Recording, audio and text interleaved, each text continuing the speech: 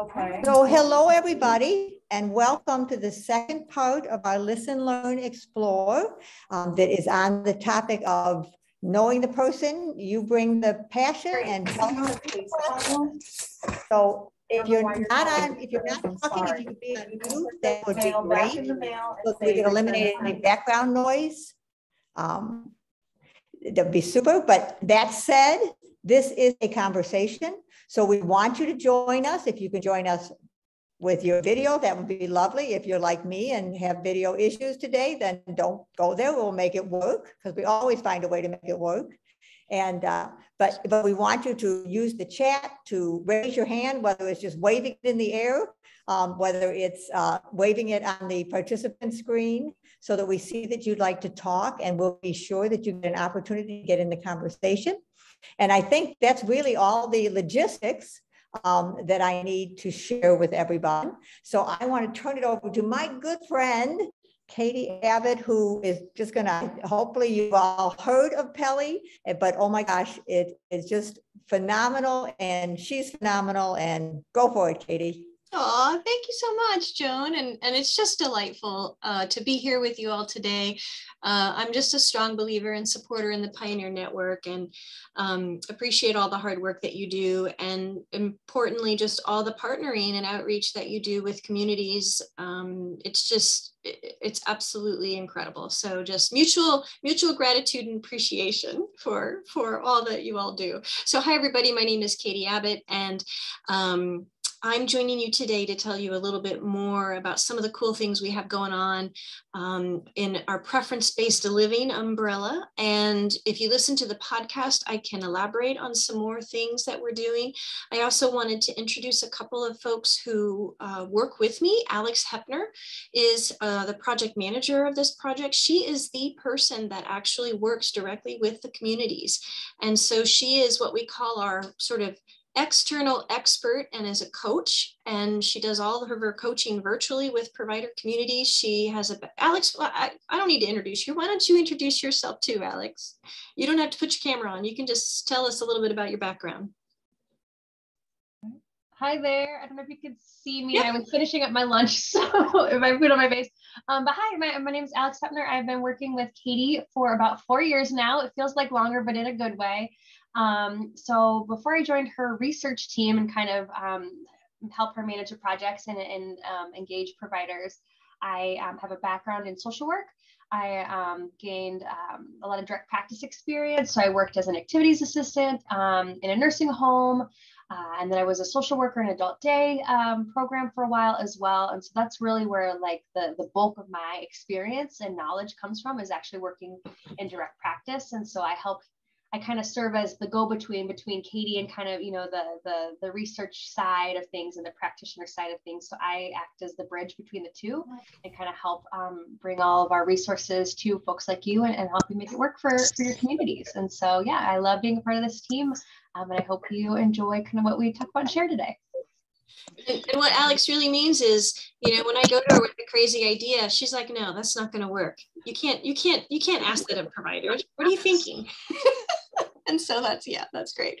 And then Cameron Kassler is one of our graduate students who works on the project. And she actually worked with us as an undergrad for about a year and helped us with some quality improvement work that we've been doing. And so it's great to have her on the call too. So let me just put out there, if anybody has, I'd love to hear from you all. If you have questions specifically for us, I want to make this as engaging as possible. So maybe what I'll do is I'll just sort of go around so that way you can unmute. Maybe you can introduce yourself quickly. And if you have a question for us, or if you want us to elaborate a little bit more on something maybe that you've heard us talk about, we're happy to do that. So I'm just going to sort of go in my Zoom screen. Amanda, why don't you start? And Marion, if you could mute, that would be great. I'm Amanda Weiler. I am at the Beatitudes campus in Arizona to work with the Comfort Matters program. We do dementia care education for staff members in skilled nursing facilities and assisted living facilities all across the country. And I was saying earlier, one of our major tenets is know the person. We all know how valuable that is, and what a big impact it has on making somebody comfortable. Agreed. And what's one or two strategies that you use to do that? We start by doing an 8-hour education with all of the staff members, and then we do ongoing coaching with them every other week to work with what we call their core team, to problem solve, give them tools, and to really work through why things are happening, looking at the person's history, what their preferences are, and reminding staff to pull that into what they're doing on a day-to-day basis on every interaction they do to make people as comfortable as possible when they lose the communication skills that go along with dementia. Oh, that sounds fantastic. Wonderful. Yeah, we love what we do. You have any questions for us? Not at this time. Okay, great. No, thanks. So how about Terry, if you want to unmute and just introduce yourself, and if you have any questions, go ahead. Good afternoon. My name is Terry Simpson. I am a regional ombudsman in South Central Illinois. I like to look for resources for my facilities and my residents, and that's why I'm joining today. No questions at this time, but thank you. Awesome. So we have a brochure that I'm thinking about. I think we have it on, Alex, you may have to help me. We have a brochure called Why Preferences Matter.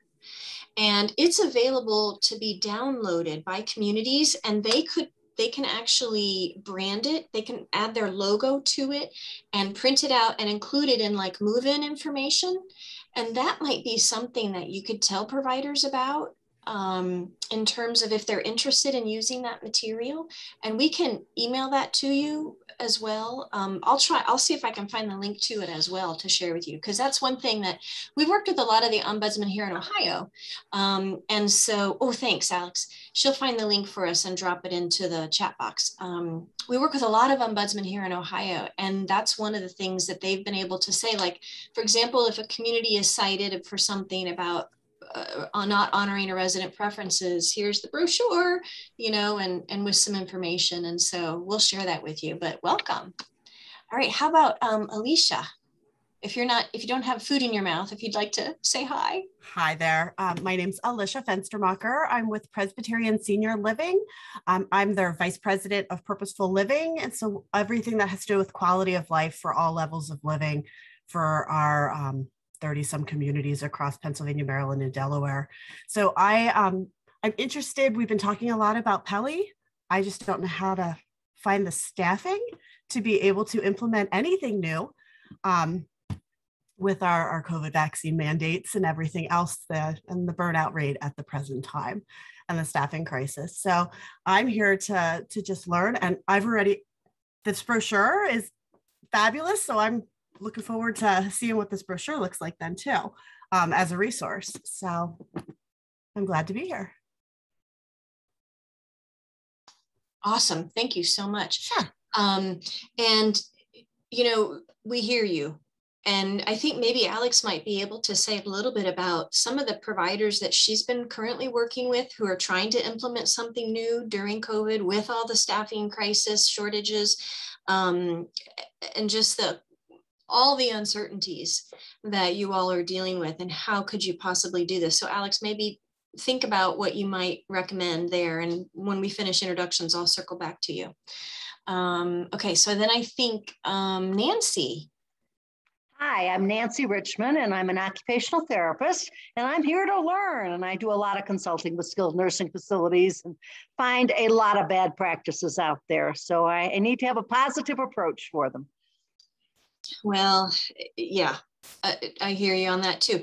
And so we'd love to tell you, we can tell you more about our IPPI, which is our positive approach. So it's it stands for the Individualized Positive Psychosocial Intervention. And so that's a quality improvement project we're offering right now. Alex is the coach for that, the external coach, and we're working with providers to work with maybe 3 to 5 of their residents that are communicating, needs in ways that, are disruptive or challenging. And so that's something that maybe we can absolutely tell you more about and share some resources on the website. Marian, how about you go next?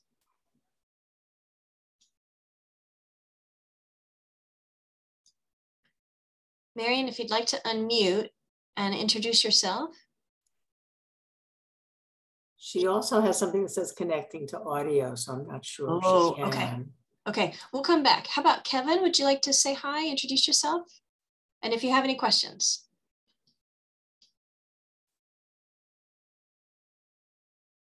Might not be on audio yet. There's Marian and Kevin. I don't see any connectivity. Okay, all right. Hi, Marian. Please go ahead. I want to introduce my friend Alice. She's here with me too. Hello. And so we're happy to be with you. So I'm a psychiatric clinical nurse specialist, and I am a dementia consultant in positive approach to care, but worked in long-term care for 14 years. And I truly believe in person-centered care and all that you're talking about, but I see that it's not getting implemented. It's like we get the information and then it goes in a notebook somewhere or online. So I want to know how to do that, how to make it happen. And I'm really passionate about changing culture and believe that it has to happen with nurses. So, and this is my friend whose mother-in-law is in independent living, but is in 90. She's 98 years old. 98 years old. So she's looking ahead at the future. But this would be a great topic for her if she has to make changes in the future to bring with her to a care community. Oh, that's fantastic. Well, welcome. Welcome. Let's just check with Kevin. Kevin, can you, if you'd like to unmute and introduce yourself, please go ahead. Kevin is, he just sent a message. He's from Towns River, New Jersey. And oh, great. As I said, I'm not seeing any option for Kevin to do either audio or video. Okay, that's fine. And Amy, have you introduced yourself yet? No, my name's Amy Gonzalez. I'm a activity director for Palm Beach PACE, which is a program of all-inclusive care for the elderly. And I was just dialing in to get some more information. Awesome, fantastic. Well, welcome everybody. So let me just share with you just some high-level information. Thanks, Alex. Let me share with you just some high-level things that we want everybody to know about us. Is that one, we love working with all of you. And how we see this is that we don't think that person-centered care should fall uniquely only on your shoulders. That as researchers, as folks who can try to do some problem solving, we love to hear your pain points and then try and figure out ways to remediate those pain points. And we love to do that. And so a couple of things that we've got going on, and Alex, maybe you can drop the PAL card link into the chat next. And so one thing that we're doing that might be the easiest lift that we have is we have a quick little communication intervention. We call it a PAL card, and it stands for Preferences for Activity and Leisure. It leverages if you're in a nursing home and you're collecting the MDS data, it leverages the 8 activity items that you're already collecting. If not, you could ask those questions and create a PAL card. And the idea behind it is that the providers we were working with told us that they couldn't figure out how to communicate individual preferences to everybody in the community. And so they asked for a way to communicate those preferences that could live on a wheelchair or a walker or whenever the person's going throughout the community. And this was pre-pandemic. So we worked several communities to kind of come up with the proof of concept. And so you can see the link there in terms of the PAL cards and some example PAL cards. Think of a 5x7 laminated card that on the front side has the first name and maybe a short bio. On the back side has room for 6 important preferences. And thank you. Alex is showing an image of the front, and then here's the back. And then imagine it hanging on a walker or a wheelchair. And so a staff member who might not know that individual could walk right up, quickly read through it, glance at this, and find something to start a conversation about.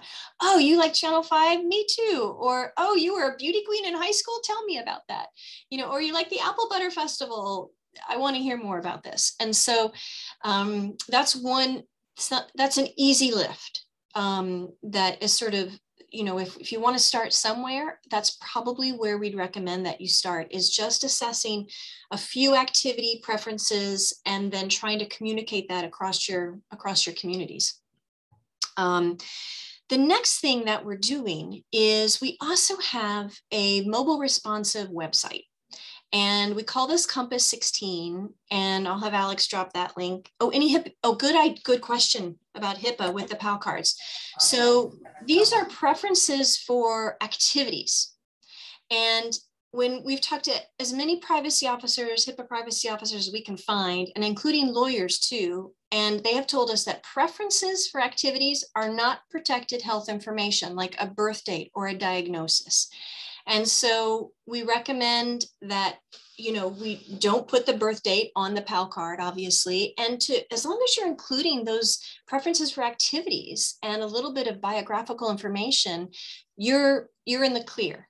Now, what we also would recommend, though, is that you might also, if the resident or family member is able to give you consent, is when you start making the PAL card, we recommend that you show one and say, would you like one? Because some people are private and they might not want one. Now, we haven't encountered too many people. The vast majority of folks that we have heard that have had PAL cards made for them beam, smile from ear to ear when they see their PAL card. And even some have cried because people have taken the time to get to know them. We've had people tell us that they read the PAL card at the funeral and they used the PAL card to write the obituary. So what I can tell you is that these cards communicate important information about what matters to that individual, and it has nothing to do with their health conditions. So there's no dementia diagnosis. There's nothing about, that they're a two-person assist. And so, that's what I can say around the PAL card. Compass is a way that we've tried to automate. So one of the issues is paper and pencil, right? Which how do you maintain, how do you keep track of the paper and pencil? What do you do with the information? It's not easily shareable. So Compass 16 is a program that we have partnered with Link Senior. They have a resident engagement software program, but the Compass software, and Alex just dropped that into the chat link. This is a free software to anybody, anywhere in the world, that uses the 16 items on the MDS, so the 8 personal care and the 8 activity items. And it asks, first of all, it helps you go through and ask, well, how important are any of these things to you? Because if something's not important, there's no reason to really try and figure out a way to provide that. And so first, it helps you see what's important to the individual. And if the individual can't communicate, we say, try a family member. And if you can't get a family member, then we suggest, well, have your staff observe some of these things. And we have lots of tip sheets around this on our website. And maybe Alex, just drop our website in the chat box, because there's a wealth of information on our website. We try and keep that updated regularly. And so Compass walks you through, asks the 16 MDS items, so you know what's important or not. It will allow you to create a PAL card. So it has a PAL card generator. And as you go through the preference items, if somebody lights up as they're talking to you about something, you add a little checkbox, and that pre-populates in a PAL card generator. And then it's just easy for you to edit and print it. And so it helps save some time from the paper and pencil. And then the final component with Compass is that it lets you go back through and ask. So let's say if Terry told me that being around animals such as pets was important to her, I could come back, maybe before her next care conference and say, hey, Terry, you told me that being around animals such as pets is important to you. How satisfied are you that that preference is being met? And if she tells me that she's very satisfied, awesome. Let's celebrate those successes. If she tells me that she's somewhat satisfied or not at all satisfied, that's an area that I can bring, that's a concrete thing I can bring to that care conference and say, what can we do to make you more satisfied about this? So it gives some direction into how to provide this person-centered care, which is a really broad topic. And so that's sort of PAL cards and Compass. And then the latest thing that we've just launched, and we're just delighted by the reaction we've had to this, is our Individualized Positive Psychosocial Intervention, or IPPI for short. This is something that my colleague and I, Kimberly Van Heitzma, we conducted a randomized control trial, and we looked to see if this intervention mattered. And we were able to show in this randomized control trial that the intervention group had more positive affect, had more engagement than either the usual care or the attention control groups. And so what we've done is we've taken that intervention now and we've turned it into a quality improvement project that Alex is leading. We are taking up to 45 folks, 45 communities, and we've got 40 enrolled already. And so we're delighted by this. We thought that it would be hard for us to enroll folks, but the interest has been phenomenal. And so what we're going to do is we're going to work with those folks to find 3 to 5 residents that they would like to work with. And thank you. Alex just dropped the link about the IPPI into the chat. The idea behind it is that you identify some preferences of the individual, and then you also have the direct care worker look at those maybe 3 preferences and say, well, which preference would you be comfortable in learning how to facilitate? And maybe it's, going outside when the weather is nice. And that's a preference of the individual and the CNA. And it's a coaching program that trains the CNA to deliver a short, no more than 10 minutes intervention whenever that individual may need it, right? And whenever the CNA might have some time. And doing this just 2 to 3 times a week, we saw that boost in positive affect and engagement. And so this is something that can be worked into the current existing workflow. What we do is that we help you go through all the steps. So on the website, you'll see we've got a plan, do, study, and act phase, but we will work side by side with you on walking through the aspects. One education piece that we've added is what we call an emotion-focused communication training. And so this is a training that it's broken up into 6 modules. It's online, self-paced. And we'll drop the link to that in too. So if you're part of the IPPI, you'll go through this emotion-focused communication training. But if you're not interested in the IPPI, you could still do the emotion-focused communication training. And this is where we have walked through how to recognize emotions in yourself, which will allow, and then how do you respond? Like, how can you take a moment and pause so that you don't react, but recognize what's going on? And then how does that allow you to be a better caregiver? And so this course, it takes in total, it's about a 2.5-hour course, but it's broken up into 6 modules that are about 20 to 30 minutes each. And so those are sort of like all the things I wanted to sort of tell you about. And then I'm happy to talk more, but I want to stop there and answer some questions. And maybe, have Alex talk about some of the strategies that she's heard from providers who are implementing something new during the pandemic. So any questions first? Feel free to type them into the chat if you're shy and you don't want to get on camera. Absolutely. Yeah. Amanda? Go ahead. One of the barriers that we often see is from the frontline staff, nursing, caregivers, especially when we have great activity staff on board, we often get that's not my job. So that 10-minute intervention, even though we know it's very doable and the effects, that carryover effect, how do you guys overcome that's not my job attitude? It's a great question. And Alex, I'll turn it over to you in a second. So a couple of thoughts that we have is that,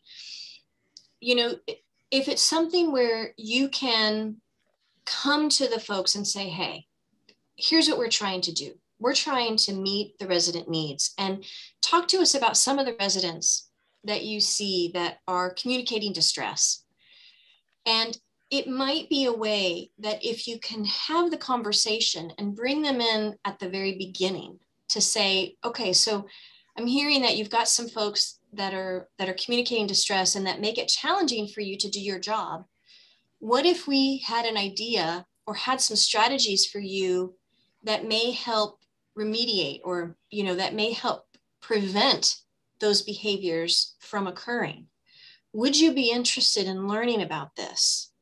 And again, I think there are people that have that growth mindset who are open to new experiences and those who are like very task focused and I want to get my job done and go home. And so it may be that you have to start with those who are a little more open so that those folks who are very task driven can kind of see the positive impact and maybe some of the positive results that the other folks are getting. It may have to be where they kind of get brought along, you know, as you start to see some positive results.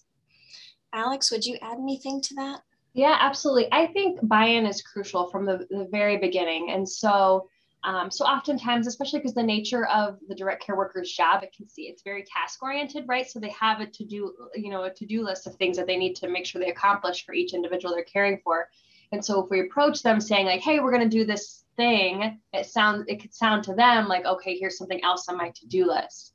And so instead of kind of presenting it that way, I've seen communities have more success or are able to get more buy-in when they say, hey, I'd really like you to be a part of this, or what do you think about this? Or how, you know, this is an intervention that we want to try, like how can we fit it into your day? And kind of collaborating with them from the very get-go is going to be really helpful. And so instead of approaching them like, you know, here's something else that you have to do, it's like, what do you think about doing this? How could we fit this in?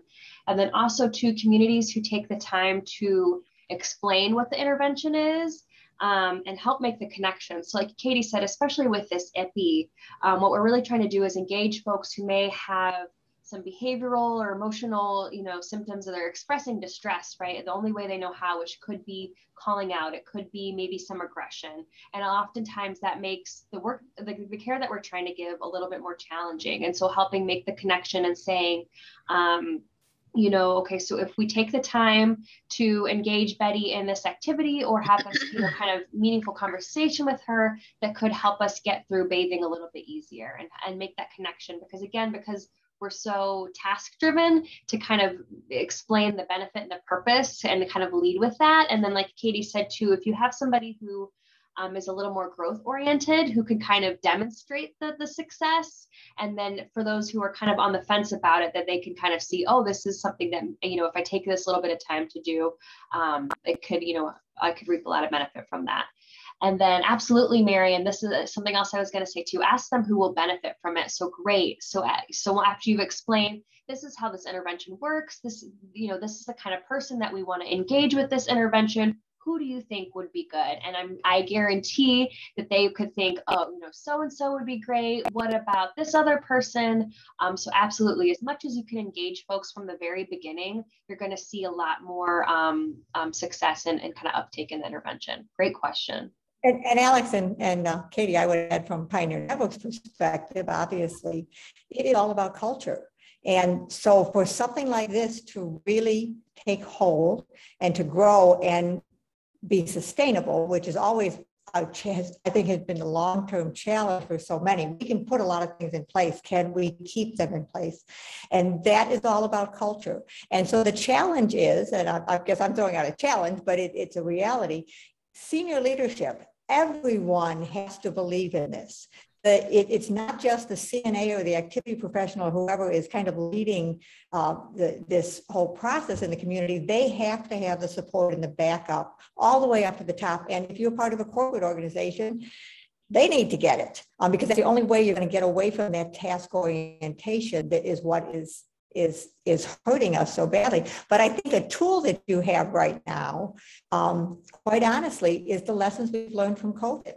Is, you know, when we teach person-centeredness, oftentimes we will ask people to make it personal, you know, because if I can see how it impacts me, now I can turn around and relate to how it impacts someone else.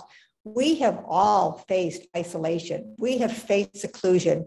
We have faced, you know, this whole new world this last 18 months.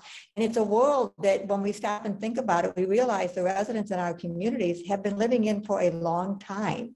And we don't like how it felt personally.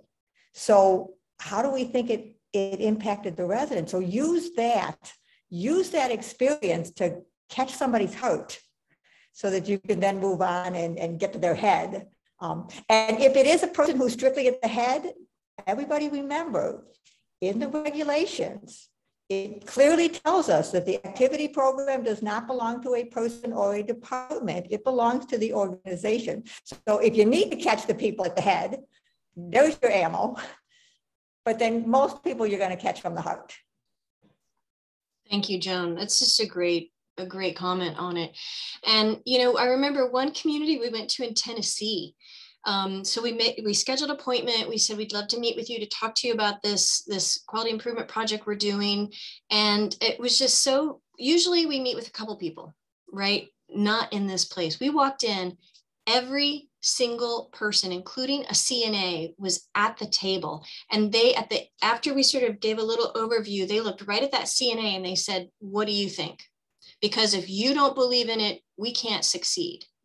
And I like got goosebumps because I'm like, oh my gosh, they know how to do this. And that's exactly what I was like, I've never seen it in action before, but they were really clear about it. They're like, if this person can't advocate for it and be a champion, then we know it won't succeed. And she was like, yes, I love this. This was a PAL card that we were offering, not the IPPI at that time, but she really was, it was just phenomenal to see. So, and then I wanted to address a question Marianne had. Are you implementing this in care communities? How about other nursing settings, rehab, and hospital? We're open to any setting. So currently, I think we already have some assisted living. We have, of course, some nursing homes. What else, Alex? An inpatient psychiatric hospital? Yeah. So a geriatric psychiatric unit, inpatient unit. In a hospital setting, an adult day program as well, assisted living, nursing homes. Yep. Yeah. So I think the only setting we're not in is home care currently, and that's not because we, it's not applicable. It's just so the biggest challenge for our team is kind of finding people who want to work with us, and so we've had a lot of success in nursing homes. But I think especially with the IPPI, I think it's applicable in any settings, and that's kind of the favorite part. My favorite part of what I get to do in working with communities is kind of taking this intervention and looking at the crucial components, but then also kind of your workflow, your unique needs and challenges, and seeing how we can kind of make it fit and make it work into the work that you're already doing. And we can absolutely work with the VA too. We just don't have any that have signed up at the moment, but we love the VA and would be delighted to work with you all. Absolutely. What other questions do you have? Oh, could we show, how about, I wonder if I can open and let me go to this. I could drop in maybe a link or something. Here, let me pull it up. I'll share my screen. Oh, good idea. I just have to find the examples. Here we go. Okay. And they have a super website. We try. We work really, really hard on this thing. Okay, so here's a couple of examples. You can download some, but here's one right here. And what you can see here, we started working with speech language pathologists on how do you communicate communication preferences, right? And so these little icons have a definition. And if you look on so this is the front of the card, here's the back of the card. And right down here in the communication preferences, when communicating with me, please increase your volume, lower your pitch, and make sure I have my hearing aids in. And so this is a new feature that we're doing with the PAL cards just for that purpose. But if you want to see more examples, I don't know if the download, can you see Wilma, or am I still on? Let me reshare. You were still on, Steve. Okay. So here's some other examples, and you can, go through these. Here's the back. I'll leave this up for a sec so you can kind of see. And again, these will be tailored to the individual. Here's Jones.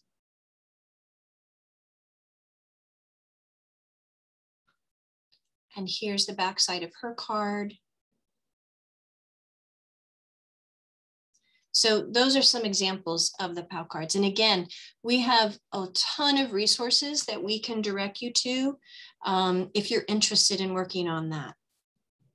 We were just talking about it with her mother-in-law, and that it's probably a good time to get that information now when she can answer the questions. Even though she said it would be maybe in the future, but now's the time to fill it out. Agreed. And, one thing we recommend, like as part of continuing care retirement communities, get the information when they move into independent living, and then you have it as they progress. We've also done research to look to see how stable are these preferences over time. And we see a lot of stability where we see when somebody, couple of things, when somebody who's had a long held important preference changes that preference, it's likely due to a couple of factors. It may be that they're not feeling well, so it's something internal to them. It could be that maybe they've had a falling out with maybe another individual that's a part of that group program, or maybe the staff member who leads that program. And then it also could be sort of external things, like maybe the weather, they don't want to go outside in that instance. And so we have lots of resources and on the stability of these preferences over time. We recommend that once you assess the preferences, that maybe you do it annually or upon significant changes, just to see what may, change. And then of course, if someone's unable to communicate those preferences, that's where something like a PAL card could be really valuable. Especially like when we work with, communities that have a lot of agency staff, those folks coming in don't know the individuals at all. And so this is really the only way that they can have to communicate it. Sensory needs and preferences change too. Yes, absolutely. So, if hearing loss or visual impairment could, mean that an activity or some kind of, personal care activity may need to change based on those changes. Good point. What other questions do you have?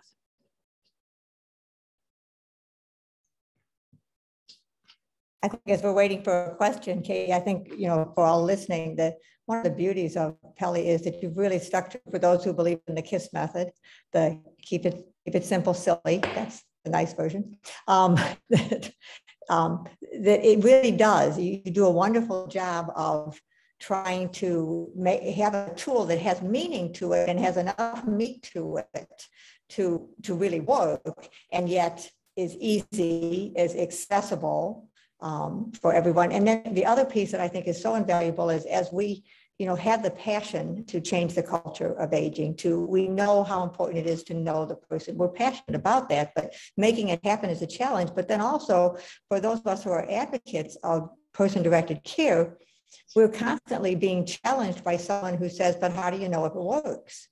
Show me the proof. And your study at the Compass 16, where you're actually going back and saying, did I do it? It was wonderful that I found out that you like a cup of coffee before breakfast every morning, but have you ever gotten it? So I think there's a big difference between knowing and doing. And you are helping us take it that next step to be sure we have a relatively easy way. It is respectful of staff time and everything else, but you are so very obviously is a and those are very important. I know I sit in the cheap seats, so I say that from there, but for all of you who are working every day with residents, you need the time. It has to be simple or it isn't going to work for you. Agreed. Yeah. Katie and Alex have that down. I mean, as I said, we really, this is what we enjoy doing. I can publish an article and maybe 50 people will read it. That's great.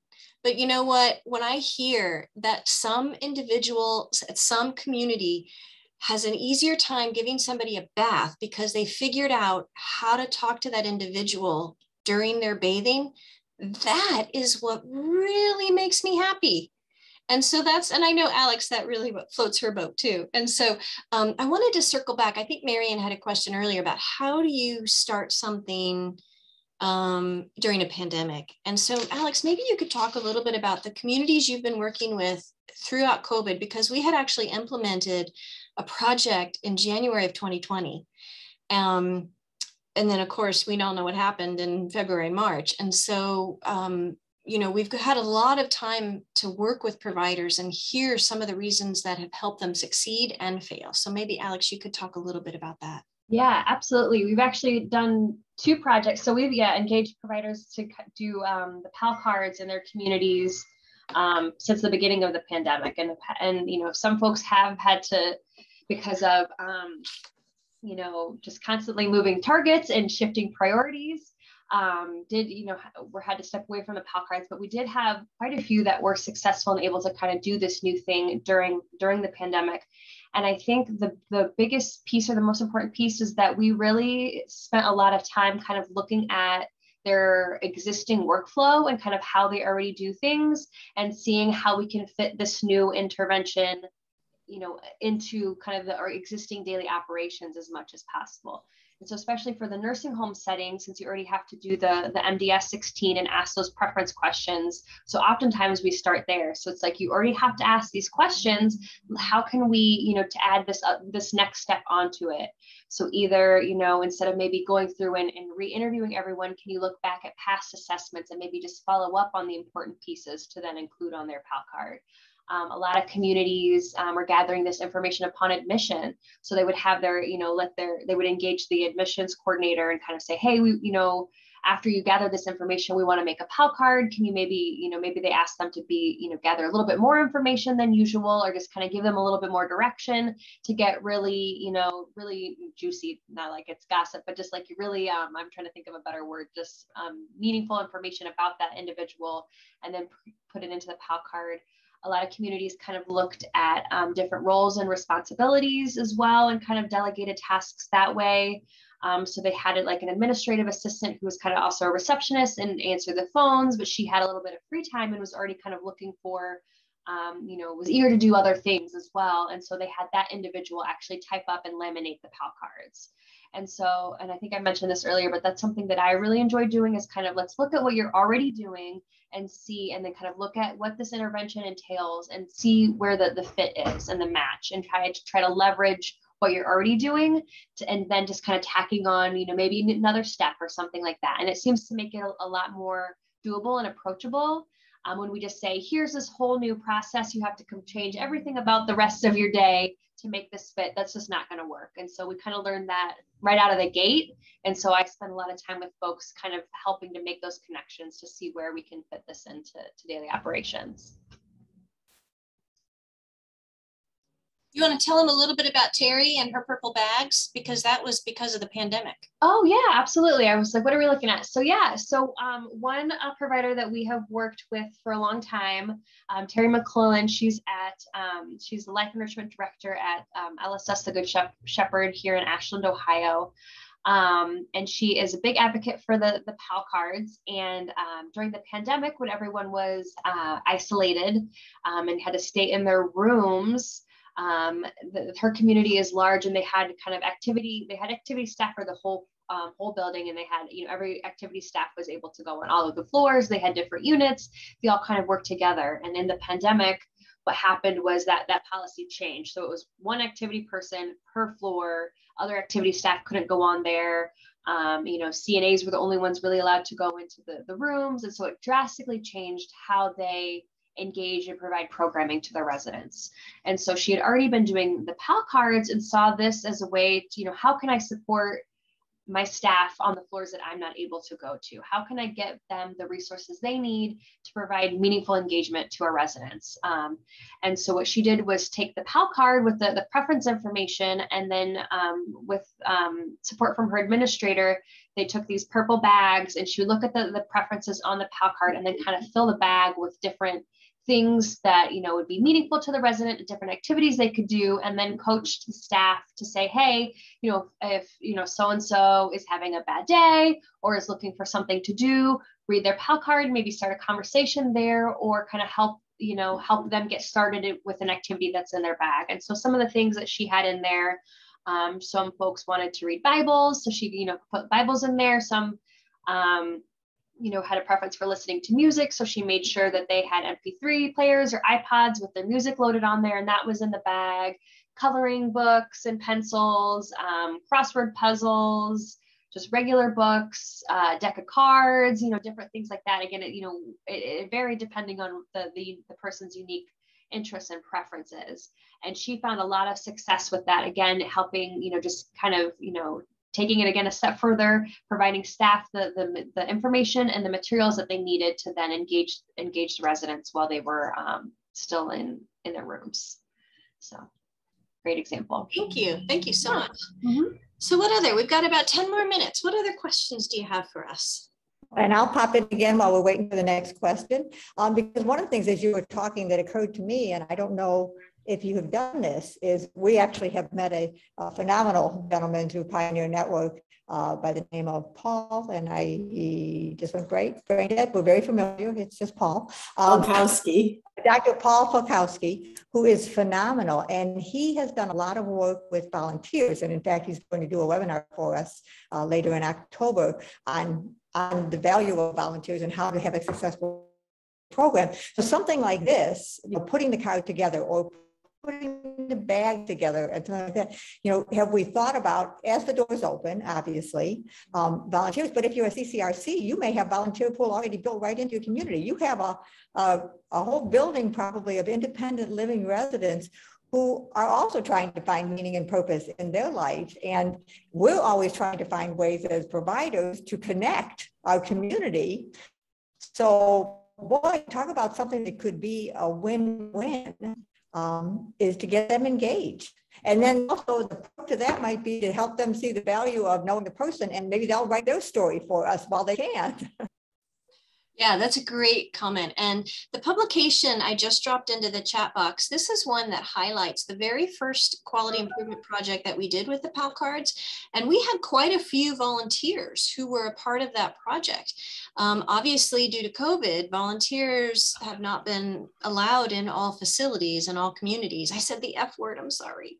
And so, it's something where we know that volunteers are sort of the lifeblood of communities. And it's something, maybe a family member, you might be able to engage a family member to help with too. But yes, it's absolutely something a volunteer can do if you have access to volunteers. Yeah, absolutely. Did you get a comment?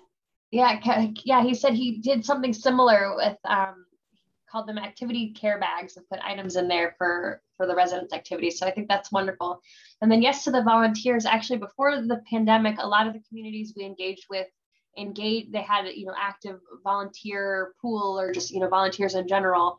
And they did create PAL cards for residents engaging volunteers. And absolutely, I think, your independent living residents, this would be something great for them. Like Joan said, to provide purpose. I don't know if we mentioned this yet, but we have resources on our website we have a training video. So for folks, so for volunteers who may not be familiar with doing, a preference assessment or interviewing an older adult, we have resources as well. And so, yeah, so if anyone wants to engage volunteers now or in the future, we have materials to help kind of get them started to support efforts like this in communities. What other questions do you have? I'll ask another question, Katie and Alex. So you said you have 40 communities signed up to be part of the hippie program. What if someone here with us today wants to be one of those last 4 communities? What would they do? Good question.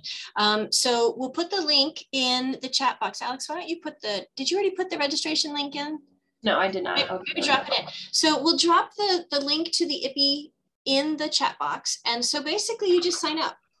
And so what we're going to do is that we think we have capacity to coach about 45 communities.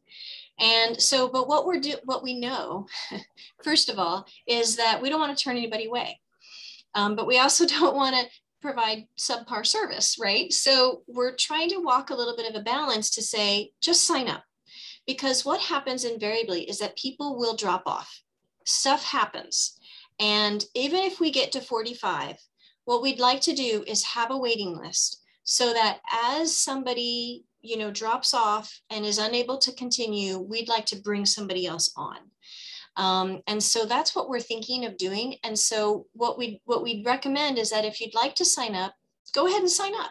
And then Alex will be in touch with you. She'll schedule like a 1-hour orientation to kind of walk you through the high level overview. And then you can sort of determine, is this something we can commit to right now?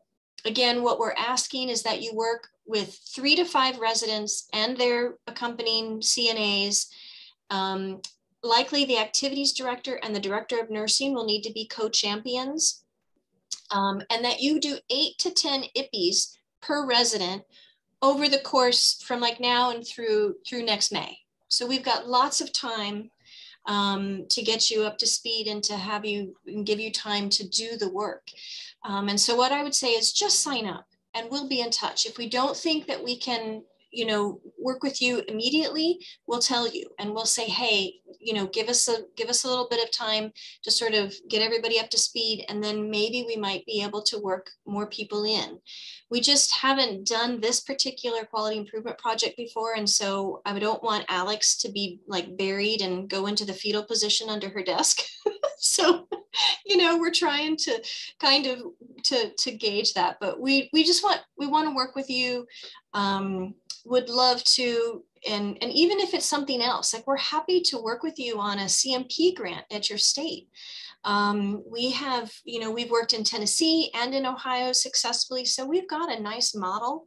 And so if you have the communities that are willing to do the work, we can come in, we can help get the grant written, get some funding from your state to help do the work, and would love to do that at any time. That's an open invitation. Can't ask for any more than that. Wonderful. So what I want to do before everybody needs to rush off, I know, to their next Zoom meeting, is I want to give our email address. So Alex, maybe drop your email and I'll drop mine. If you have any questions, please reach out to us. And as I said, we'll send a copy of all the resources that have been listed in this chat to everyone who is registered, those that were not able to attend today, as well as all of you. You'll also get a link to this recording so that if there was somebody else you wanted to hear it, or there was a question you wanted to go back and listen to. And then of course the podcast stays up indefinitely. So you can always go back to that and listen to Katy's introductory information again. So there's lots more opportunity when this, at the top of the hour, when we close out, we're not done. Absolutely.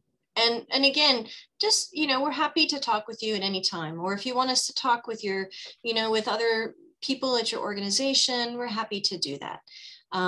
It's something where everybody's a little bit unique and we want to be able to tailor this work to meet the needs of your community. And it's absolutely feasible from what we've seen. Absolutely.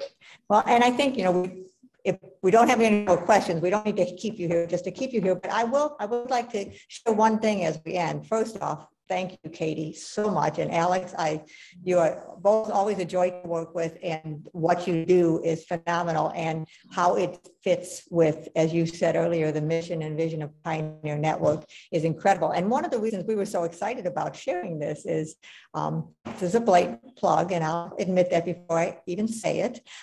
We have our third of our 4 symposiums coming up, since sadly we have not been able to meet live, but next year. And this symposium is envisioning the future, finding meaning and purpose. And we all know that the first step to finding meaning and purpose for those who live and work in our communities starts with knowing the person. And so this seems like the right thing to lead us into that next step of the conversation, because my understanding, my belief of all the work that Katy and Alex and the team at PELI are doing, it's not a standalone project. It is something that will then support further growth of the culture, that person-directed culture within your organization. So how phenomenal to have that. There's no point in reinventing the wheel when there are folk out there who have done such a wonderful job for us. And certainly you're going to tweak things and make them your own, because that's what we all do. But how wonderful to start with, you're not starting with a blank canvas. There's already a lot of the picture drawn, and you just need to fill in the details. So we are delighted that so many people joined us today. We'll get the recording you'll hear this if you listen to the recording, that you'll get it. But I can tell you from personal experience, Katy and Alex are absolutely sincere in their invitation to reach out to them anytime, because they never turn me away or anybody else I know. We don't.